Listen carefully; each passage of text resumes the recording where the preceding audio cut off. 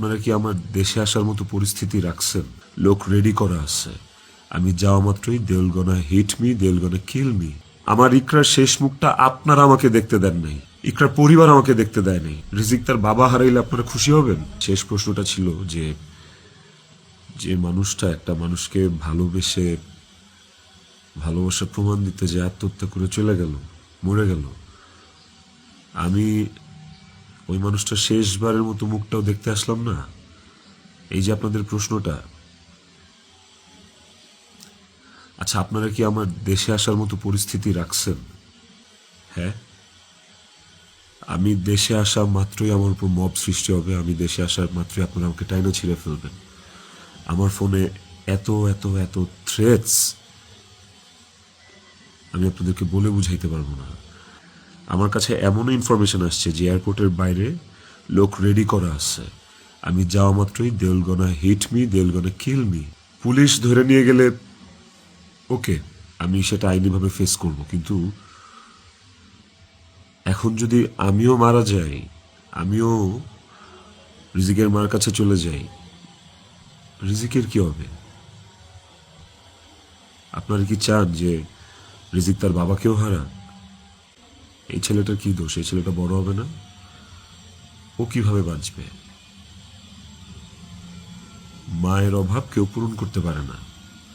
যে মানুষটা বাইচা আছে, বাপ, ওই বাপের অভাব কিভাবে পূরণ হবে তাইলে? মাও থাকবে না, বাপও থাকবে না? আপনারা এটা চান? আমার ইকরার শেষ মুখটা আপনারা আমাকে দেখতে দেন নাই। আমার ইকরার শেষ মুখটা ইকরার পরিবার আমাকে দেখতে দেয় নাই।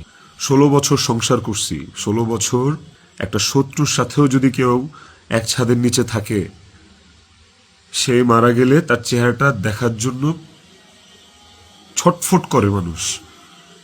আর আমার বউ ছিল, আমি ভালোবাসা তার বিয়ে করছি, ওই মানুষটা মারা গেছে, তার শেষবারের মতো তার চেহারাটা আমি দেখবো না? এখন আমি না আসলে আপনাদের সাথে এখানে কোনো ফেক কথাবার্তা, মানে ফেক কান্নাকাটি, ফেক আপনাদের থেকে ইমোশন নেয়া, এগুলো নিয়ে কথা বলার জন্য আমি আসি না। আমি আপনাদেরকে আমার আমার জায়গাটা আমি ক্লিয়ার করতেছি। আমি নাম হয়ে গেছি,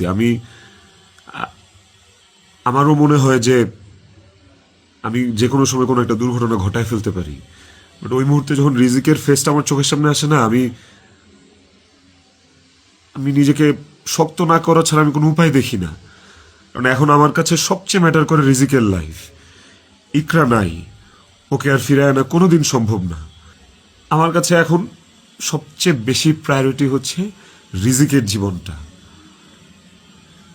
আপনারা না রিজিককে ভালোবাসেন, আপনারা না রিজিককে নিয়ে অনেক কনসার্ন। এই যে এত এত গালি আর হেট্রেড আমাকে নিয়ে, এত কিছু, সবকিছুর অ্যান্সার আপনাদেরকে আমি দিব। তার মধ্যে একটা জিনিস আমাকে একটু হলেও স্বস্তি দিছে, সেটা হচ্ছে যে আপনারা রিজিককে নিয়ে অনেক কনসার্ন। তাহলে রিজিক তার বাবা হারাইলে আপনারা খুশি হবেন?